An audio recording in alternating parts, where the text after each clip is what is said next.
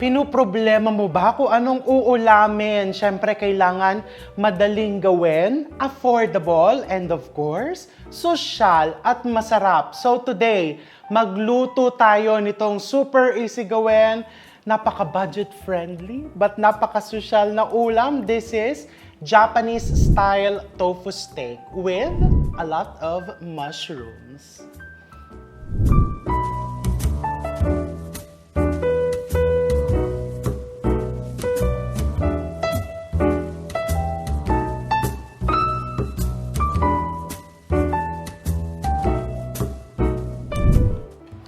So first, let's start by breading the tofu. So meron ako ditong, of course, the usual breading station. May flour, the eggs, and the Japanese breadcrumbs. I'm just going to season this with salt and pepper para lang, of course, malasa lahat ng layers. So just some salt and some ground black pepper. You can also use white pepper for this one. So yeah, just mix it like that. And of course, just the usual, you just put some tofu. The size of the tofu, it really depends on you. Ako gusto ko yung medyo chunky o katulad nito. Para talagang kitang-kita mo, no, yung tofu doon. Nangingibabaw. Of course, tofu is very healthy and very affordable. So you shake, and then, ayan, lubog mo lang generously sa itlog. And then, of course, after mong ilubog generously sa itlog, making sure that all sides have been coated. Lagay mo sa breadcrumbs and then using your dry hand, ayan, just coat it. And then, check the oil kung medyo mainit na, kung ready na yung mantika. And yan, ibato mo lang dyan. So, flour, eggs, breadcrumbs. O syempre, you can always prepare this ahead of time. Pwede nga magprito ka na ng marami nitong tofu. I-ref mo, i-air fryer mo, i-oven toaster mo, kapag ready ka na.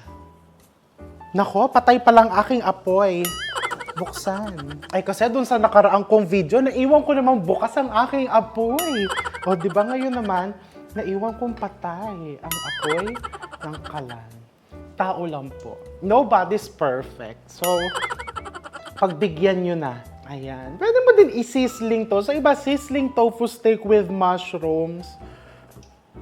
Eh, pero ako, basta may kanin, okay na yan.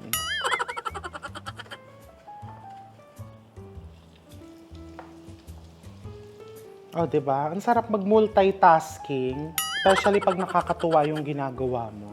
So, pag ganyan, diba, nagbe-bread ka and nagpiprito ka, pag ibabato mo to, kailangan papalayo sa'yo. See? Oh, papalayo sa'yo para hindi ka mapapaso, hindi ka matatalsikan ng mantika. Kung tatalsik man siya doon, papalayo sa'yo.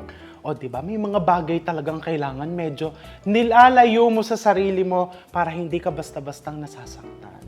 Katulad yan ng pagpiprito ng tokwa or anything that you would deep fry.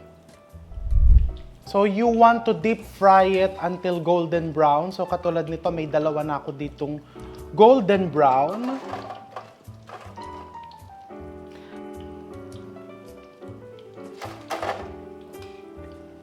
Hindi mo naman kailangan talagang i-coat in breadcrumbs. You can actually just fry the tofu nang wala ka nilalagay. Pwede ding i-air fryer mo. Or pwede din namang i-pan fry mo lang if you want a healthier, less oily version. Wala namang problema. Pwede din namang i-tempura mo muna. O, di ba? Kung nanood ka ng ating tempura video. Kung saan ka masaya, doon mo iluto. Or yun ang gawin mo sa tokwa. Okay, so ito, naprito ko na yung ating tofu, nice and golden brown. Now, maggisa-gisa na tayo, no? So, napakasimple nito as promised, and I'm using only half a kilo of pork na nandito sa aking ref. So, this is just half a kilo and malayo ang mararating ng kalahating kilo mo Of course, para sa mga kapatid nating hindi kumakain ng baboy, you can always use chicken or beef, or pwede din namang i-crumble mo yung tofu para talagang puro tofu. Okay? But I like using ground pork. So this is just lean ground pork na nasa ref. So this is very, very basic. I'm just going to put some oil. Magigisa-gisa lang ako. Konting oil. I have some garlic. Some red onions sliced. You can also use white onions.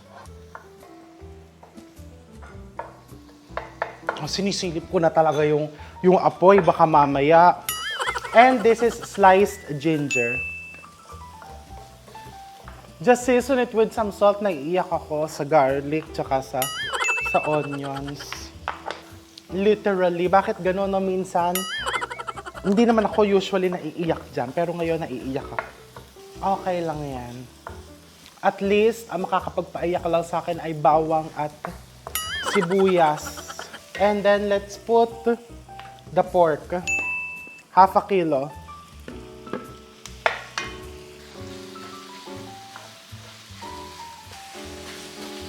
Okay, season in layers.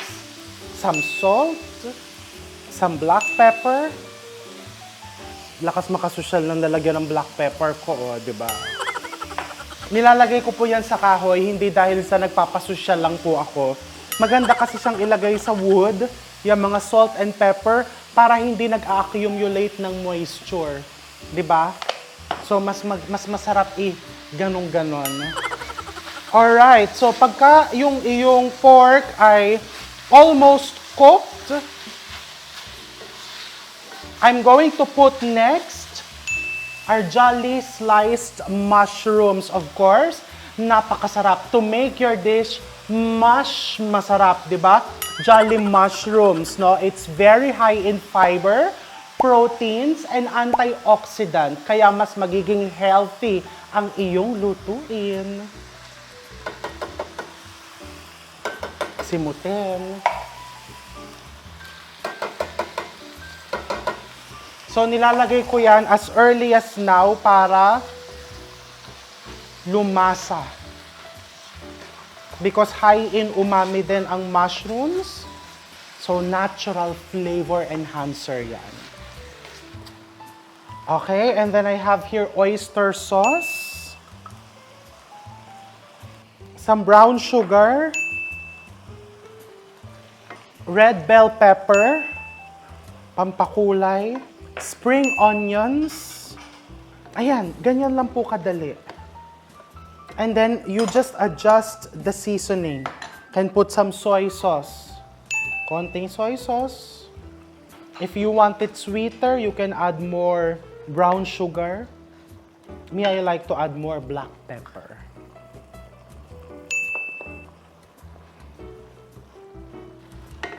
Let me try.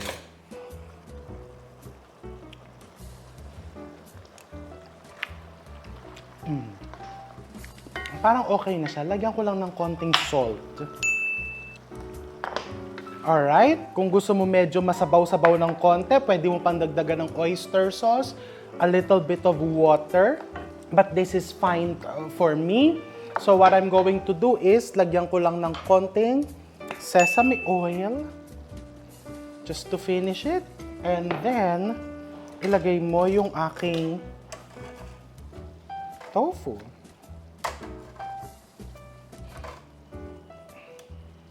O, ganyan lang kadali. Diyan ka na din sa, yung kaserola na din mismo, ihahain mo sa table. And then, pagkalagay mo, babalik ka rin mo lang yan isa-isa. So, you have your Japanese style tofu steak. Isn't it bongga? Ganyan lang kadali. Siyempre, ang pinakamagandang part dyan, o dahil Japanese, makahanap nga ng parang Japanese plate dito. Ayan. The best part, you try it.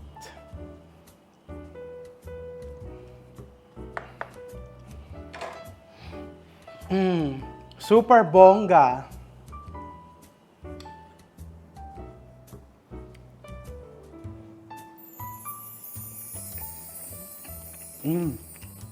I love the texture. Yun nandun yung crunch ng tofu. Kung titingnan mo, no, very smooth yung kanyang interior. And then the outside, nandun pa din yung crunch. And ang maganda dun sa merong breading, kumakapit yung flavor ng sauce.